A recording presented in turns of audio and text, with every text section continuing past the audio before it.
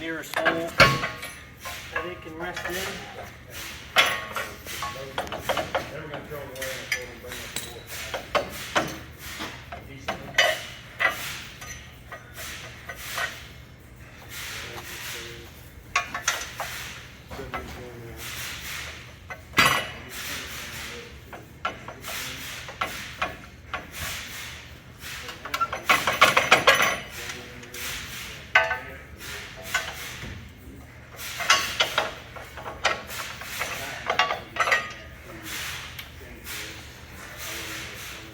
I'm going to go ahead and unhook the safety chain.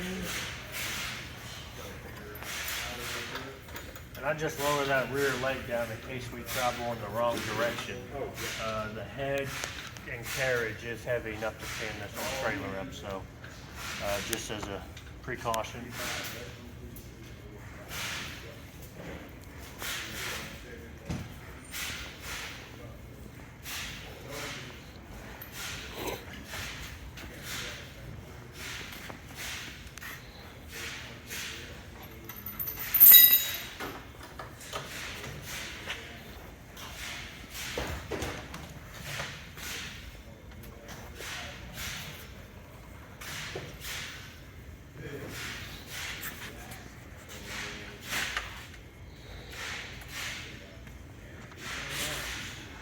Control box should look just the same. Got our key switch, functions just like it would in your vehicle. 2 is what activates your starter. 1 is where it will actually run at. 0 is going to be off. And then 3 is going to be like an accessories mode. So you can basically do everything from 3 except cut with it. So in the 3 position, your engine will not be running, but you can still function all your 12-volt features like your up and down, your power feed, your hydraulics. So you can basically load your log, prep it, get it positioned on the machine how you want it, without even having the engine running. So on each side of our control box, we have a drum switch. You can see this left drum switch here is showing you a picture of the trapezoid chassis. So this one will be our forward and reverse motion. And then this one over here is showing you a picture of the head on the mast. So this one is going to be our up and down for the head. This particular mill has an auto clutch feature. So once your engine is running, to engage your blade, all you have to do is flip this toggle switch.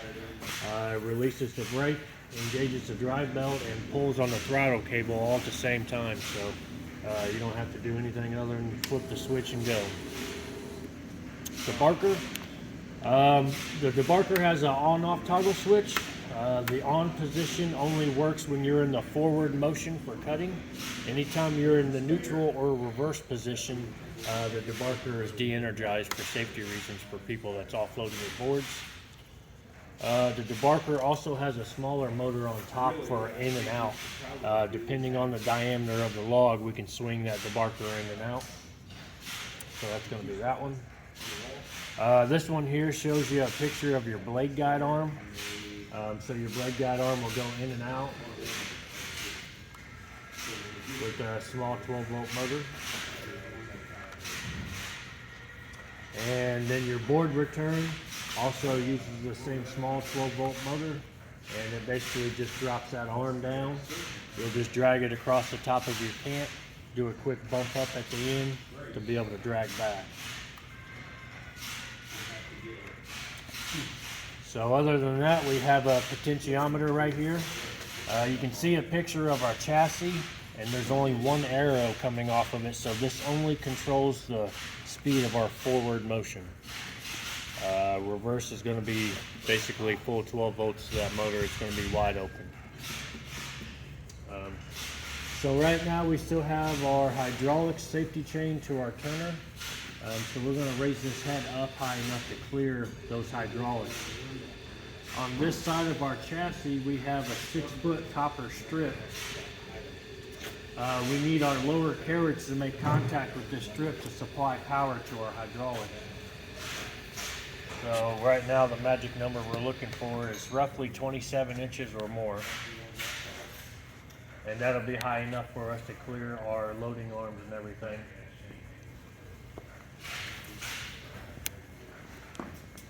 Couldn't remember if I unhooked that chain or not. I didn't remember you unhooking that pin. I guess you did that too. It would. Yeah, you just raise off of it. Oh. And then there's a D pin you can release, and it'll just pivot down. Okay. Gotcha. So yeah, I didn't do anything other than just raise the head. I got you. So it locks on that pin that's sticking straight up then. Okay. Yep. Gotcha. The weight of the head just keeps going there. I got you. So now I'll use my left drum switch to bring the carriage back to me so that we're making contact with this 6-foot strip here. So I'm just going to hold back on this. So reverse is going to be momentary. So it'll travel in reverse as long as I hold it. As soon as I release the drum switch, it'll stop. Returns to the neutral position. So we're making contact on that strip. And now we're going to operate our hydraulics here with these 7 levers on the front of the control box down here. So levers 1 and 2 here are going to be for your clamp. 1 will be in and out, and then 2 is going to be up and down on the clamp. Number 3 and 4 here are going to be for your turner. 3 will be up and down on the turner, and then 4 will be the directional chain turner. So up will be one direction, down will be the other direction of rotation. 5 and 6 are going to be your toe boards. We'll use these to level out a tapered log or to reposition a log on the bed. And then number 7 here is going to be your hydraulic loading arms for loading the log onto the bed. So right now you can see your loading arms are attached to the chain turner with the safety chain. So I'm going to go ahead and lower the black legs down on those log turners, or on the loading arms, I mean. I'm just going to go up on 7. And then I'm going to go up on 3 to raise that turner. We want to be at about a 45-degree angle with that turner to be able to unhook that chain.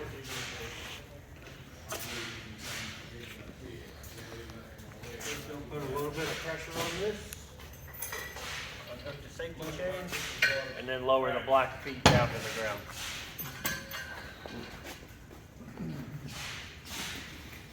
So I'm going to go ahead and lower those loading arms down so we don't walk into them. So I'm just going to go down on 7.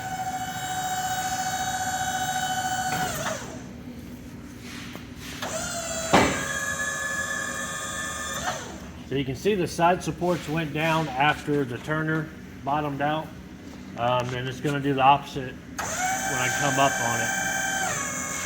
So your side supports and log turner ran on the same valve here on handle number 3. So once the side supports come up and deadhead, it redirects the flow through a sequencing valve to the turner. So basically you can't rotate your log or raise your turner without the side supports being all the way up. That way you don't flip your log off right onto your axle.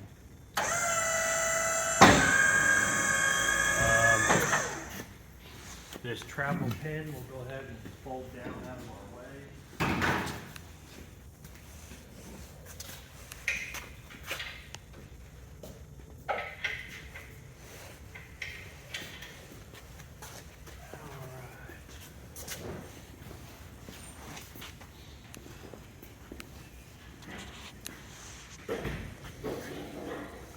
We have a crank handle that rides in a bracket right here.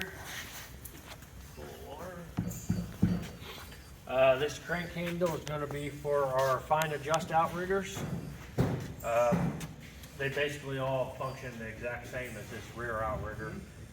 So for the demo of the 4 in the center here, I'm just going to leave up. I'm not even going to put them down. You can see how close this foot was to the ground when the carriage was resting on the travel pin. Now that we've taken the carriage all the way to the nose of the trailer, you can see how high it is off the ground. So we're going to go ahead and lower this down. Put pressure on it again.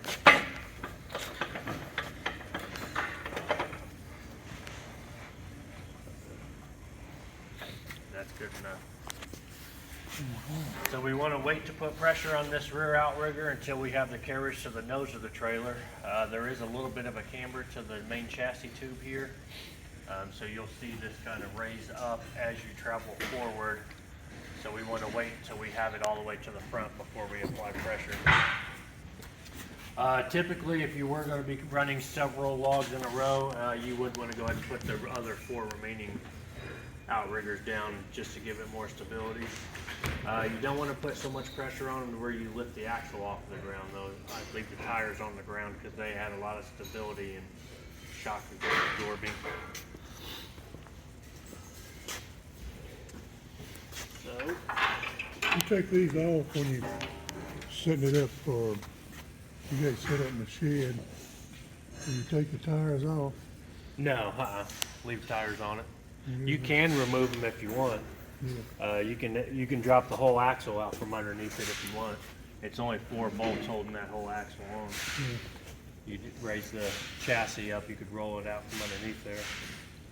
So you can't set it so that it's just stationary, no wheels, if you wanted to. Oh, sure, yeah, you could. Okay. Yep. All right. You'd have to disconnect the lines going to the brakes because it does have electronic brakes from your plug, up there, your 6-pin plug.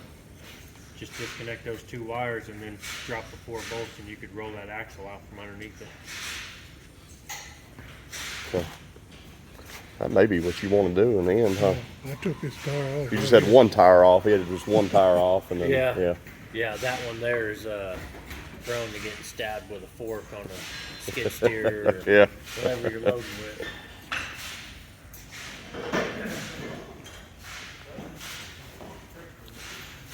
I thought it was the other side. You had the tire off because it was higher on the concrete on one side, wasn't it? I thought it was that tire. I had them both But off. you had them both off. Okay. Okay. So you move the head forward to get the weight off the back, and then you stabilize the back, and then Yep. do you take the head back to the back again, then get these down, or do you do them down right now? It doesn't matter? Yeah, you do them right now. Okay.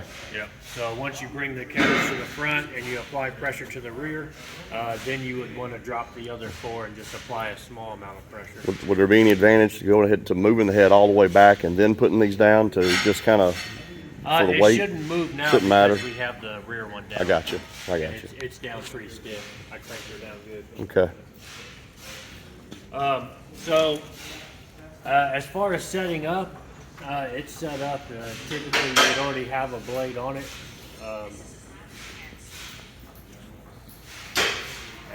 We would be ready to start cutting. So I'm going to go over some of the maintenance as far as like the bed goes, some troubleshooting things to look for, and then we'll work our way forward. We'll work our way up into the hydraulics, and then I'll kind of work my way up, and we'll go through the head, and I'll do an alignment on it, and then we'll bring a log in or a camp and make some cuts and make sure everything works like it should. So on each end of the chassis, there's a rubber bump stop. There's one right here, and then there's going to be one at the other end. So right now I'm just going to pull the head on back. So we're making contact with that. A little harder to do with this control center here. So that all the way against that bump stop is going to give us the most slack in this power feed chain. So if we take a measurement here at the center of the trailer where our clamp is, we're looking for 7 to 8 inches from the top of this chain to the top of this rail here at the clamp. So that power feed chain is going to stretch out over time, especially as you drive back and forth with it. There's an adjuster down here on the end. Pretty simple to use. We'll just loosen this front jam nut and then tighten the rear nut to pull the slack out of that chain. There is a master link here on the end if you should run out of adjustment on the power feed adjuster. Is there a rule of how much slack it should have?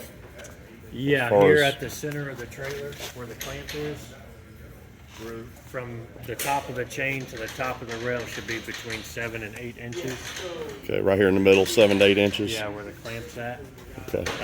You can also use this side marker light right here. Yeah, It's I got kind of a reference point. As long as you're halfway into that light, you're good. Okay. If you're hanging down below the light, it's too loose. Okay. So we kind of use that, the text here, as a reference because that side marker light's on all of our machines. So it's just a quick reference. You still have to have the head, or I'm sorry, the carriage all the way to the front though. Is it? It's not touching the bump stop right now, but Or close. Okay, so it doesn't have to touch it. Right. Yeah. Okay. We're only. So just get it inches. pretty close. I Yeah, got you. I got just you. want to be at the front. Okay. Just blow that off every now and then. Yep. Yep. So that's the transducer. That's what the head actually uses to send information back to the computer. So yeah, we'll just want to keep this free of debris. Make sure this Z-axis rod here is nice and clean. The chains as well, you want to make sure you can try to keep as clean as you can. Obviously, it's going to collect quite a bit of sawdust over time. Compressed air works really well, or shop air, just to blow the chains out, and then a little bit of a lubricant. We recommend to use automatic transmission fluid as your lubricant for your chains, as well as your mass slides. Right now, there's a tacky rust inhibitor on there just to keep it from rusting while we were waiting. But you'd want to use automatic transmission fluid on that as well to keep your mass rails nice and slick. And then underneath this center track cover right here, you can kind of see it through that hole. There's a piece of felt underneath there. So we'll saturate that with automatic transmission fluid as well, so that as we drive back and forth, it will lubricate this top rail for us. Is the purpose of the automatic transmission fluid just to prevent excess buildup with just a little? Yeah, also as a rust inhibitor, and Okay. ATF also has detergents in it. Okay. That gets down into the chain links and cleans as well as protects. So the ATF is what we recommend. Okay. So a lot of people use WD-40 or PB Blaster. Right. You know, you could use whatever kind of penetrant you wanted, really, but. I have to remember that for go-kart racing. Put the transmission fluid on the chains. So we'll do the same thing with the power feed chain, the one that's running the length of the trailer. I'm gonna raise those side supports.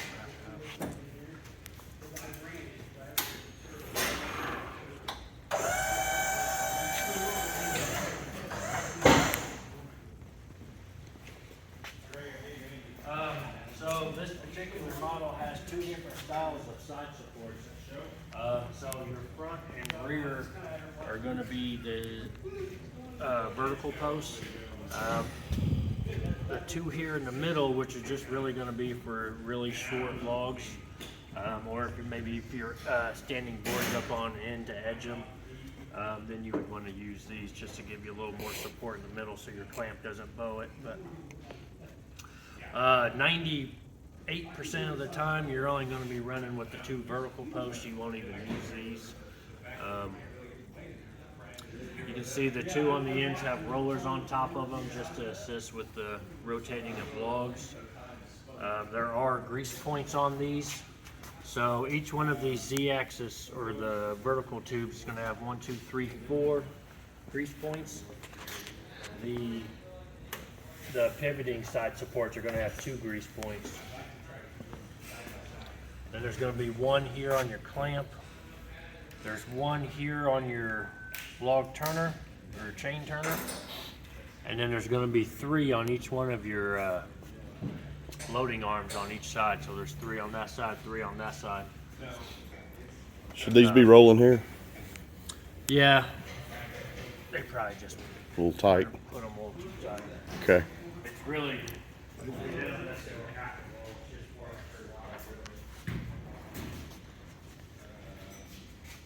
Big tire. Big headroom.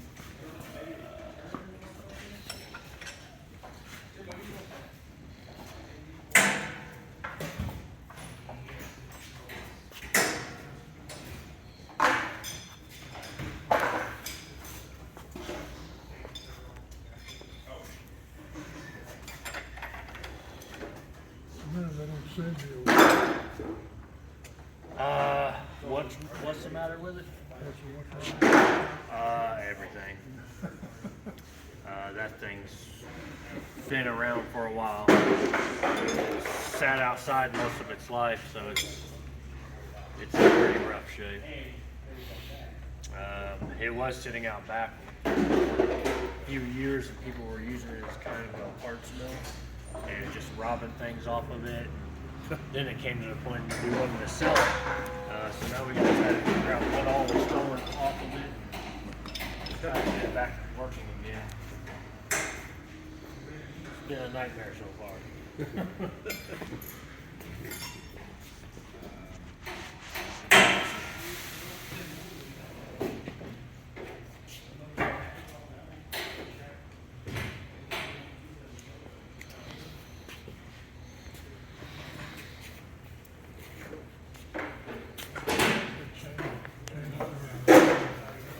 The reason I bought that, it's the reason I got a 50. I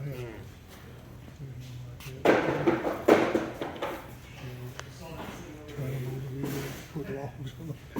Yeah. I had things that stick in before I get on up the big hive, so I could turn that thing over there. That turner right there works fine. Mm-hmm. Yep.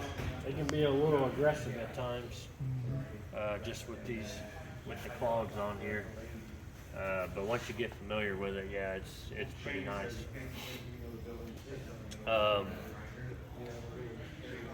So as far as your grease points go, they are all press-in grease points or grease certs.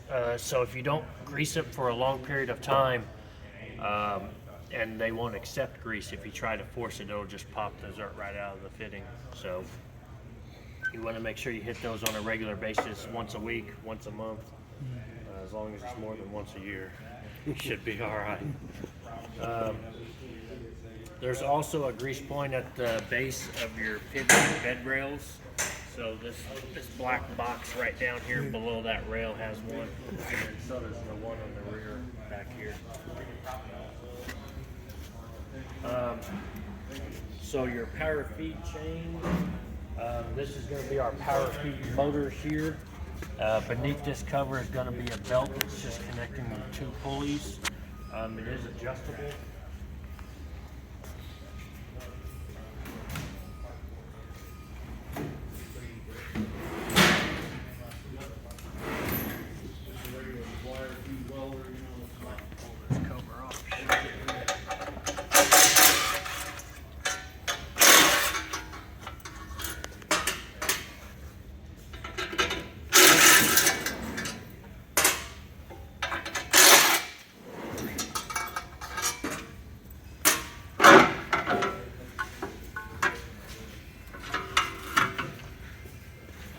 So this is going to be our power feed belt here. You can see it's pretty tight right now. That's the way you want it. So over time, as you run back and forth and start to put a load on this as you enter into a log and feeding through, eventually that belt's going to stretch out. To make an adjustment to that, we're just going to hold these long couplers here. We're going to loosen the 4 bolt heads on the outside. And then this guy right here is going to be our adjuster. We're just going to hold this bottom jam nut and then drive this head to make our adjustment, and then tighten our bolts back into our couplers here on all 4. So Does it come with an extra belt? it does not. It should last you a while though. It's not something you'll be changing every year. I never did have one that did.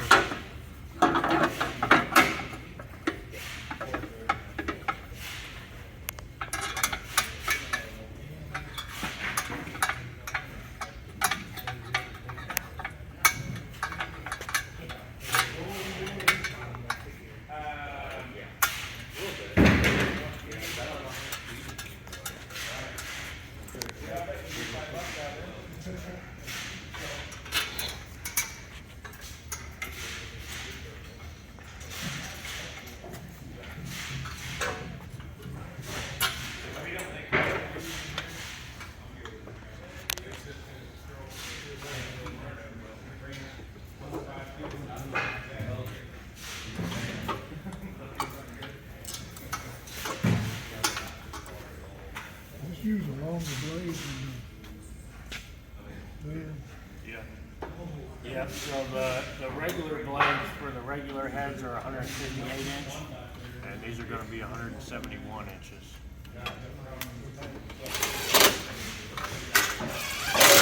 Said the blade's 171? Yeah. Okay.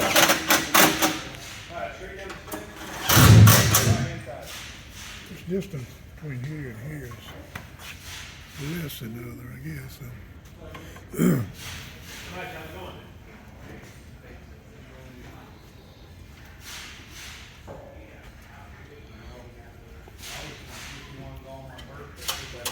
How much are the blades? Do you know? Depends on which one you get, but they're roughly between $25 and $30 a blade.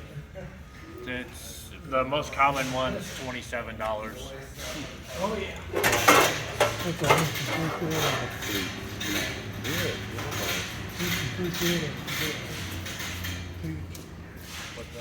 inch and three-quarter piece. This one uses an inch and a quarter. Inch and a quarter. Band, yeah. So beneath this large cover here, we just have our battery. Yep. I just like to open it, check to make sure everything's tight, and it is.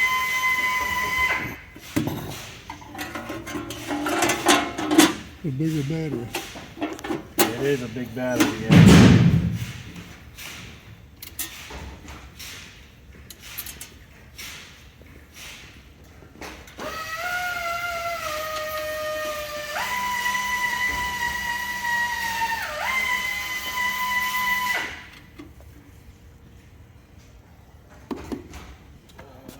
In this small box here, which I didn't bring my 6-in-1, let me open this up here.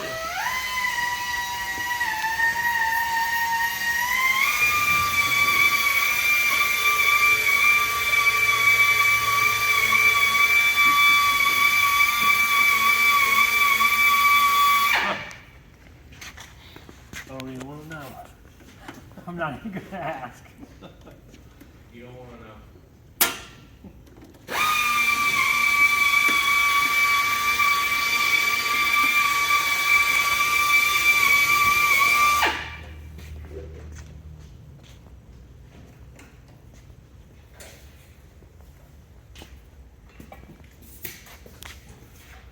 So in here we have a 200 amp solenoid. This guy here is going to be what separates or breaks the circuit from our hydraulics. So whenever we cycle our key, that turns this on and allows the power to go to our hydraulic strip from this cable here. So the idea is when you're not using it and the key is off, it opens this circuit so that you're not constantly draining your battery from leaving the head here.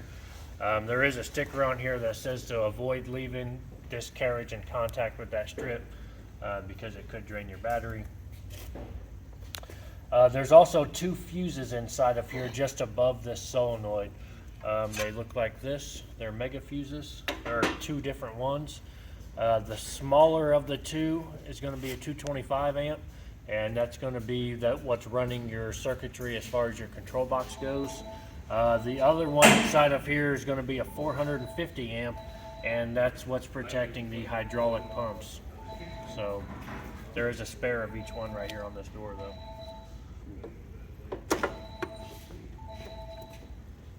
Not very common that those trip or that you need in here.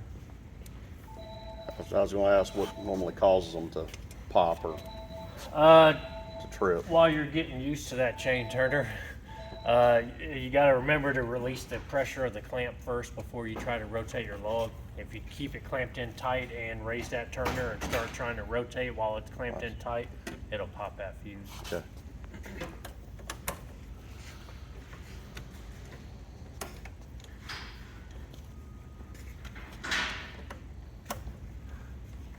Catch that, Dad? I don't know all the terminology yet, but you caught that, right? Yeah. Okay. It's pretty much common sense. You got to release the clamp before you try to rotate it. You'd only make the mistake for a half a second and realize, oh yeah, I better release that.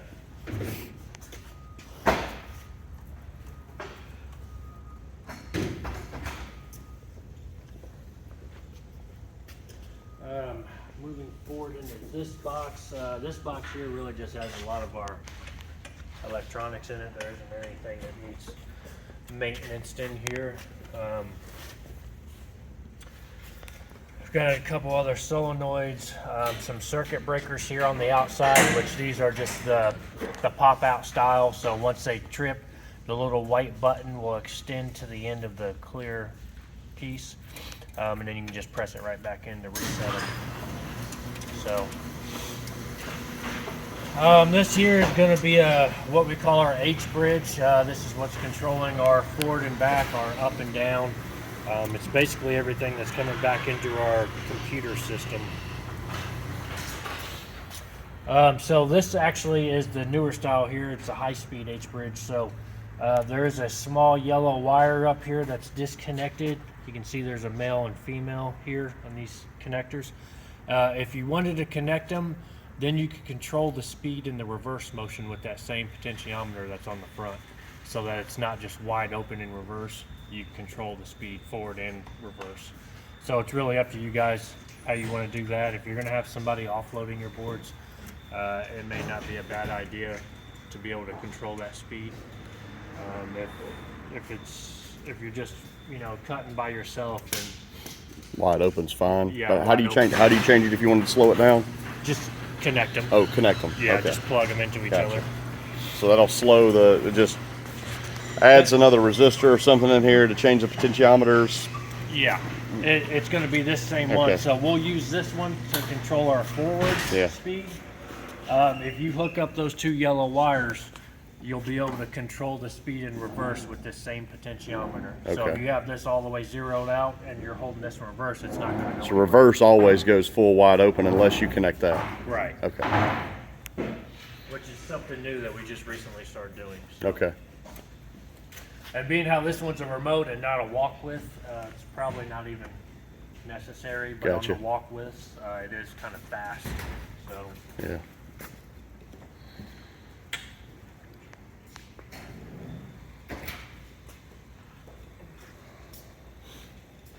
All right. I'm gonna move this forward a little bit so we can see. It's kind of hard to see on these ones with the energy chain. But right down here where that red cable was coming out of that solenoid box, we have a spring-loaded hot contact block. That spring-loaded block is what's making contact with this 6-foot copper strip here that's supplying power. So that bracket there is adjustable in and out. There's 2 carriage bolts that's holding it in place. As you run that block back and forth on that strip, eventually it's going to wear down. So we'll just loosen those 2 carriage bolts and then bump that whole bracket forward. You're only looking for about a 1/16 of a depression on that spring-loaded block.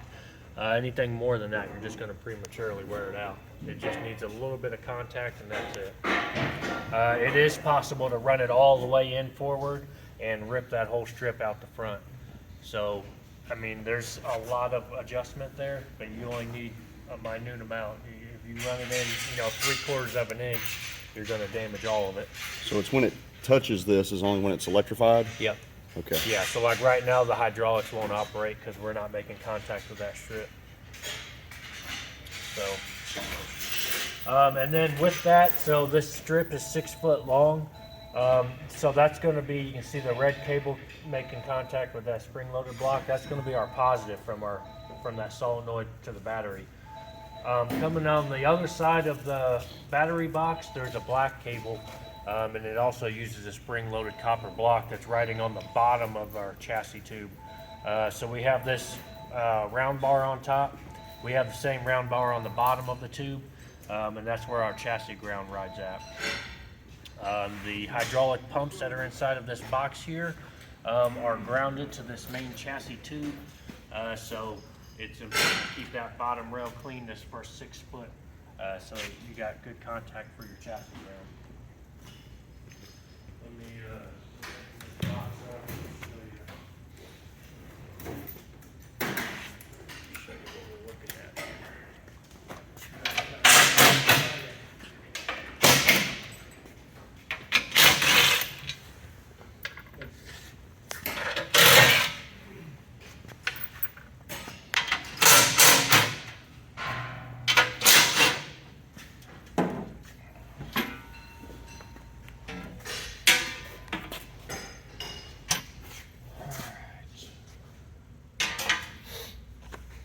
So these are going to be our hydraulic pumps here.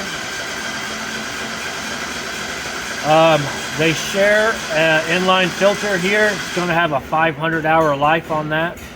Right now there's an all-weather 32 weight hydraulic fluid inside of these.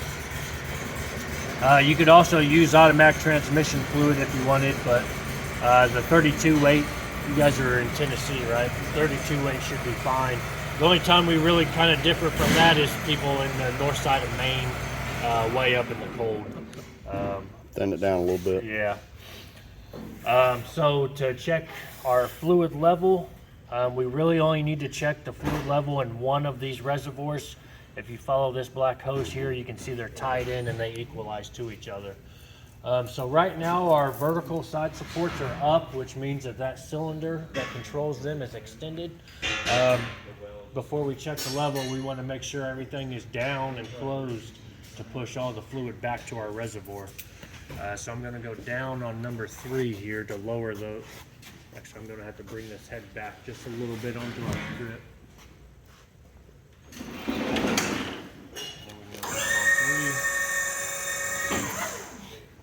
go down on 3. So we'll check this one.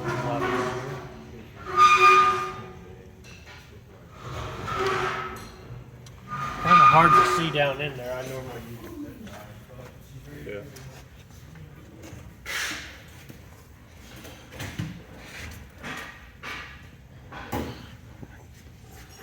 I can see it down in there. I just don't know how far it is. Yeah. So the way we normally do it, we'll just pinch a zip tie, and then run our fingers down until we touch that welded boss on top, and then come back out. And you want to be roughly an inch from the top. Yep, that's pretty close. So you bottomed out on something there, right? No, it's way deeper than that. I just ran my fingers down until they touched the top here. Well, how far is that there? Oh, from my fingers Yeah, to this, yeah. about 1.5 inches. Okay. And we're looking for roughly an inch, so that's pretty good. If I was to stick this down in there and this came back out dry, that would have been too Yeah, low. but you can. I mean, what? Oh yeah, you could have held it up here. Okay, that's what I was asking. Yeah, because Yeah. you kind of pinched it at a certain spot, and I got you. I normally So just go you deep pushed enough. this. You pushed this all the way to the bottom though of the reservoir, didn't you? Or did you? No, I just went deep enough to where I knew where there was going to be fluid on here when I pulled it back out. Okay. Because the only thing I'm really looking for is where the fluid is in comparison to my fingers. So I mean, you could hold it up here and this would all be covered in fluid. Okay. Here.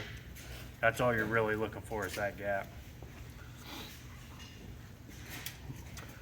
If you happen to overfill them, it's not the end of the world. This is a vented cap. You can kind of see the green foam down inside of there. So if you do overfill them, it's going to leak out inside of this Make a box. mess. Yeah, what it doesn't need. Yeah. It is going to make a mess, but it's not going to blow the lid off one of these or anything. You can see right here there is a large hole in the bottom of this box. I would recommend covering that with something, or else you'll have squirrels, chipmunks, mice, Yeah. and Okay. then they get inside of the chassis tube right here. And once they get inside of there, then they have access to your trailer lights and wiring, and Yeah. Okay. it's a common problem. So I thought I seen a zip tie laying here. Oh yeah, right here. There's a hole right there. Yes. Yeah, that large hole right there. I could still get in other places and come back too, though. Couldn't you? Yeah. I was gonna say you could, if they were really small, they could get in like right here. Yeah. And then something else about these, they attract bees and wasps like nobody's business. I mean, it's every one we have sitting out there in the summertime. So we have 2 solenoids on this wall. Each one goes to its own pump. So let's just say, for example, we're sitting here and we're running our hydraulics, we're rotating a log, and you happen to notice some fluid dripping out of the bottom of your box. At that point, you'd want to open this up and see which one is leaking. So since these equalize, let's just say, for example, this one right here, that's overflowing whenever you run your hydraulics. That's going to be a dead giveaway that the solenoid that's controlling or turning on this pump is not functioning. So because they equalize, if they both don't run, the one that's not running is going to be overflowing because the other one is forcing all the fluid Back through. so if this one's overflowing, we're going to follow the cable back to the solenoid, which is going to be this one right here. So then we would need to replace this solenoid right here. Okay. So So this one's controlling that one there. yep, And that one's over here. Okay. yep. So and then we have a small battery here that's going to be for our trailer breakaway cable, and that's going to be this guy right here. We'll attach this to the rear of the truck. If it should come out like that, it locks up the brakes so the trailer doesn't rear end you. Or at least that's the idea behind it. I wouldn't test it. So, like I said, I don't know if you can hear in the video the first time, this filter here is going to be for our hydraulics, and it has a 500-hour life, so every 500 hours it's going to need swapped out. There is 2 1/4 bolts here on the top side. We normally go ahead and crack it free, or crack it loose at least while it's horizontal, and then pull those 2 bolts out. You can stand it up and drop that filter, and then we always pre-fill our new filter, screw her back on there so we're not introducing a bunch of air into the system. And then pop those 1/4 back in.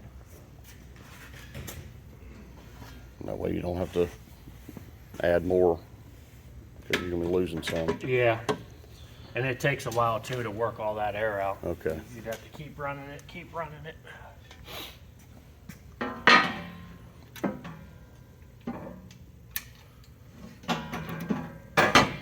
And the only place for the air to go would be back out through those vent holes then. Yeah, back Right. through those vented I got caps. you. Yep.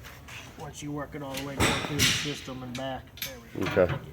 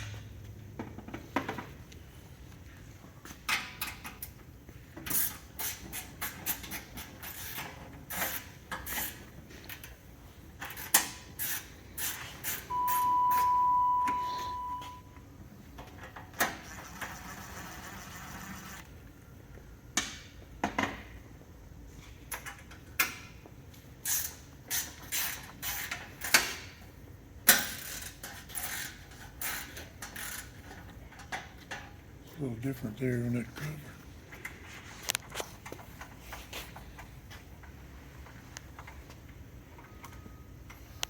Cover on that other one was hell to get off and on. It was a pain to get off and on. Yeah, So is this one. Yeah, this is probably the worst cover here to get off on. It's so tight in there.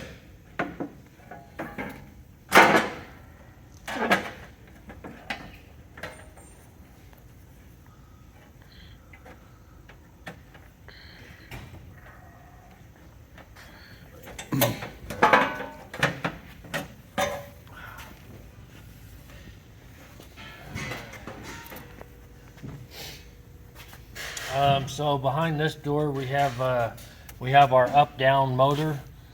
This is the one that's running the head up and down on our mast. You can see that it also uses a belt to a pulley. This one really doesn't have any adjustment to it. This one uses spring-loaded tension, so I can run this head or this motor out to me, and it's going to go right back. This silver hockey puck here on the end of this shaft to our gearbox is going to be an electronic brake. So you can see there's two small wires that's running back off of this little brake. It's actually these two red ones right here. So whenever this motor is energized, it sends power that's stealing power right off of these and releases this brake when this is energized. When the motor is de-energized or you release the drum switch, it re-engages the brake. That way we don't have a bunch of drift. Our drive belt is going to be this large one up here, and this is the one that's actually going from the engine to the main drive wheel here, and that's what's going to be spinning our blade. This is going to be our brake strap, and then back here you can see our auto clutch. So whenever we flip that lower left toggle switch to engage the blade, there's a small motor behind here that kind of revolves on a cam. There's two proc sensors on each side, and the cam just revolves in front of each one. So right now this is in the off position, and then when I flip this switch, you'll see that it's going to stand upright and engage that drive belt. So now that drive belt should be tight, and obviously if our engine was running, it would be spinning. But so this long coupler here in the center is how we're actually going to make adjustments to our drive belt tension, and I'll show you how to check that. We're going to check that from the other side. I just think it's a little bit easier to see from here right now. Up here on the top we have a clear or white bottle. This is going to be our 5-gallon lube tank. The operator's manual recommends 5 gallons of water to 3 ounces of a soapy detergent. Most people run like a Dawn concentrate or Dawn Platinum, but people use all kind of different stuff. So you kind of just gotta figure out what, really depends on what you're going to be cutting and when, the temperature outside, kind of determines on what you need to be running in here. But if you follow this hose back, right here on the bottom side, there's a small electric water valve solenoid down here. So whenever you're in the forward motion, this will open to allow your water to flow. Whenever you're in the neutral or in the reverse position, this will be shut off, just to help you preserve a little bit of your lube. During the wintertime, what do you put in there? RV antifreeze or windshield washer fluid. So windshield washer fluid will work too? Yep. Or RV antifreeze, okay. Put it loose in, put it in a little container and suck it through. Mm-hmm. And leave. Yeah. Yeah, at the very least you want to put it in the forward motion, so this is energized, and then you can just take this off and just blow through it, just to at least blow the air out of the line, or the water out of the line. Unless it had antifreeze, and you could leave it in there. Yeah, you could or leave windshield washer fluid or something like that. some RV antifreeze or windshield washer fluid. That'd be a Yeah, good I thing. think the washer fluid's probably So if you the most use popular. washer fluid, do you still put Dawn in it, or? Yep. Okay, You so just replace the water with the washer fluid. okay, all right. But we do that because in the winter times that solenoid there will freeze and Sure. expand. Yeah. So we replace those on a regular basis. Yeah. Another thing to note in here, there's a clear hose over here on this main drive bearing. So this main drive bearing, we call it a cylindrical bearing. It has an oil bath. So right now that's a hydraulic oil that's inside of that hose, and it's basically just swishing around in there. So you'll want to keep an eye on that, because typically when you have that cover on that's around here, you won't be able to see this. So what happens is people forget about it. That hose will dry rot and crack. All your oil will leak out of it, and then you're running that bearing dry, and before you know it, you're gonna have to replace a. Where do you put the oil in at on that? So there's a hose barb and a hose clamp on top and bottom. We're just gonna loosen the top hose clamp, pull it off of the barb, and then just hang the hose down and let it drain out, and then you'll just refill it right back into that hose and then pop it back onto its hose barb. It only takes maybe 3 minutes to Right. dump it and refill it. It only holds 8 ounces. What's the purpose of dumping it? Just to put new in? Yeah, get the old out. Okay. How often should you do that?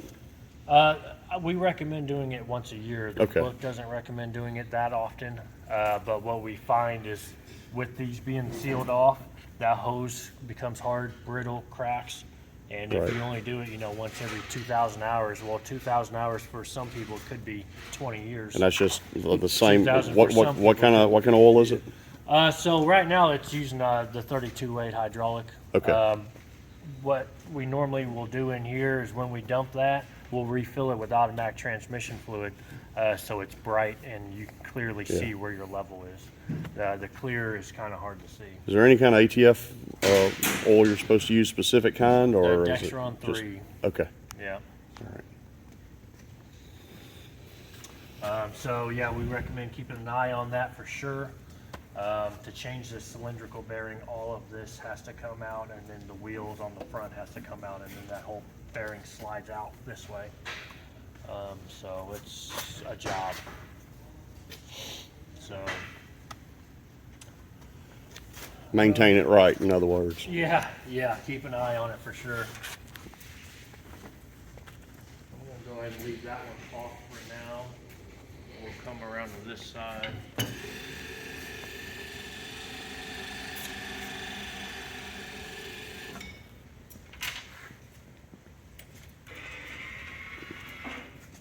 gonna go ahead and remove this cover as well. So this side, it actually does have a small cover here. You can see there's just 2 bolts. They're slotted to pull this small window off. And that would give us, there's a hole behind this window right here. You'll see when I take this off. And that's typically where you would check your drive belt tension, is through that hole. If you had to make an adjustment to your drive belt tension, this cover would have to come off anyway. So I'm just going to go ahead and remove it, and we'll check it, and I'll show you how to make an adjustment to it all at once.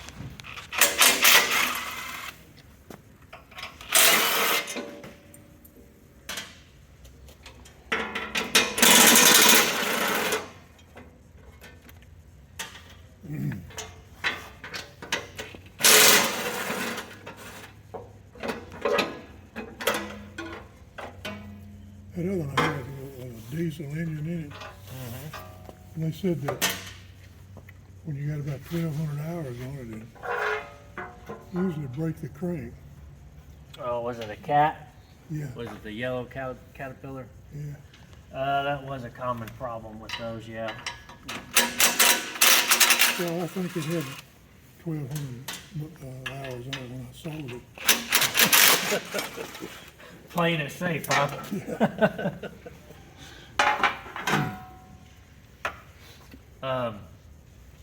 So now we're just on the other side. So we'll still make our adjustments right here. I know what I was going to show you. So if we were to remove or loosen these 2 bolts and then slide this window out of the way, it would give us this hole here to check our drive belt tension. So we use a belt deflection gauge. So for this particular machine, we're looking for 7/16 of an inch of deflection at 24 pounds for a new belt.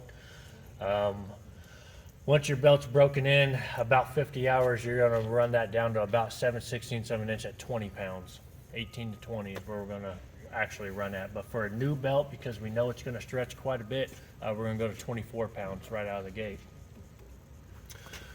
So let me grab my deflection gauge and we'll check this. I can tell right now that's definitely not 24 pounds. So we're going to actually make an adjustment to this.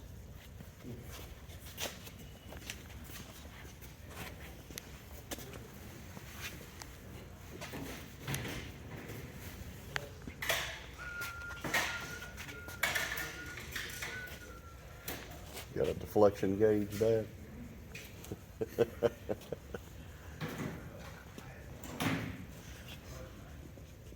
This looks like it's not as wide. Yeah. There is, I had another.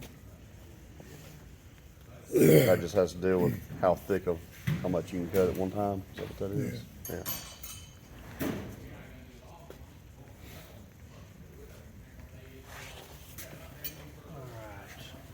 What are you doing, Raider?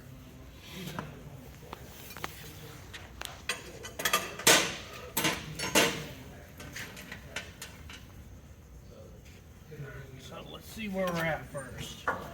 So I'm going to use a straight edge. There's a belt support bracket up here in the top. You're probably not going to be able to see without getting all the way underneath here. Yeah. But I just kind of have this straight edge or framing square pressed up against that and then held against flush onto our belt. And then this belt deflection gauge, we could use this bottom one that's kind of a reference point, and then advance it forward 7/16 of an inch and then deflect it back to our reference point. But I normally just count the lines as I push it. There's 1, 2, 3, 4, 5, 6, 7, and that's only 14 pounds. So we're looking for 24. So I'm going to increase this. So again, we're going to do that with this large coupler here. I'm just going to hold it. I'm going to loosen the top jam nut, and that's it. Then we'll just rotate it.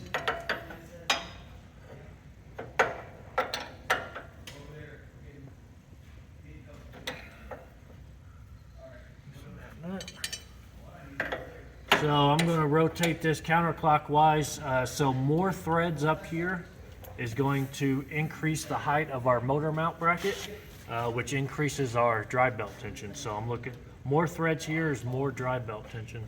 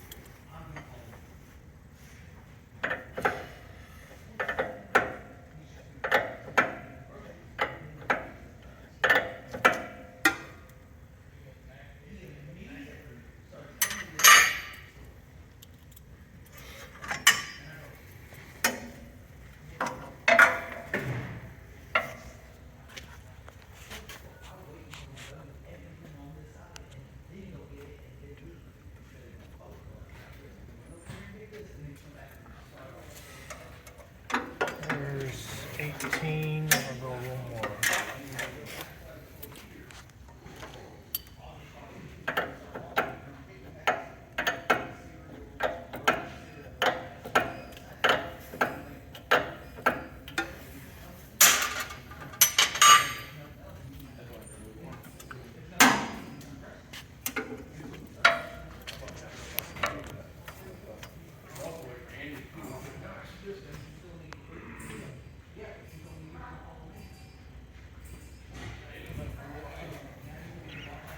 There's 20.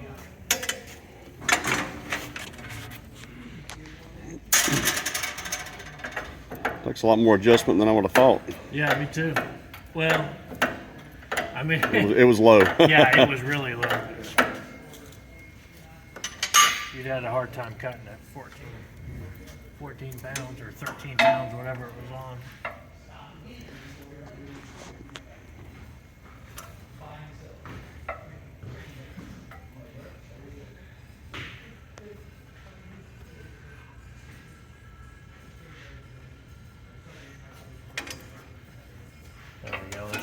high.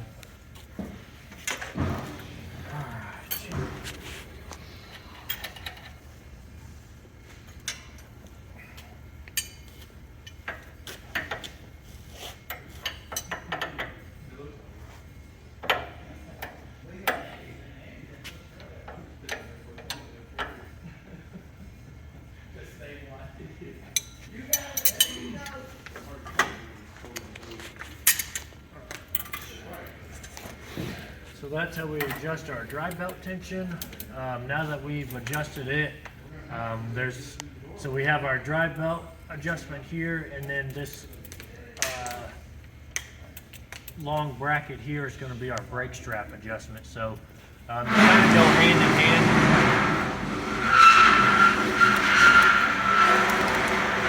Whenever you make a mass adjustment on the drive belt, you're probably going to have to make an adjustment on your brake strap as well. So I'm going to go ahead and check that, make sure that's still good.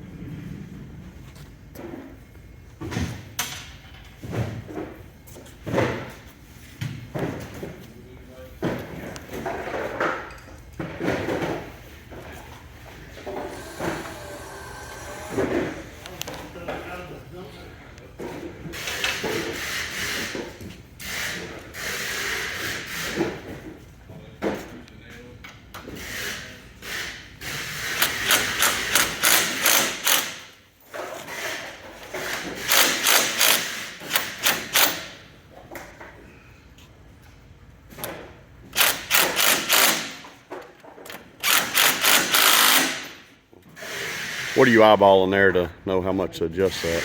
I just moved it down some, but I'm really just looking at the gap here.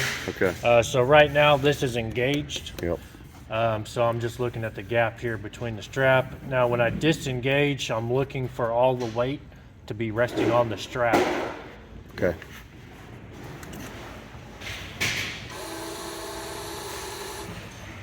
Looks like it is now.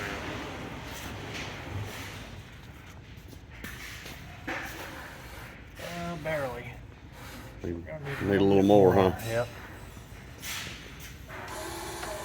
Shouldn't be able to easily turn it then, huh? Uh-uh. Like at all.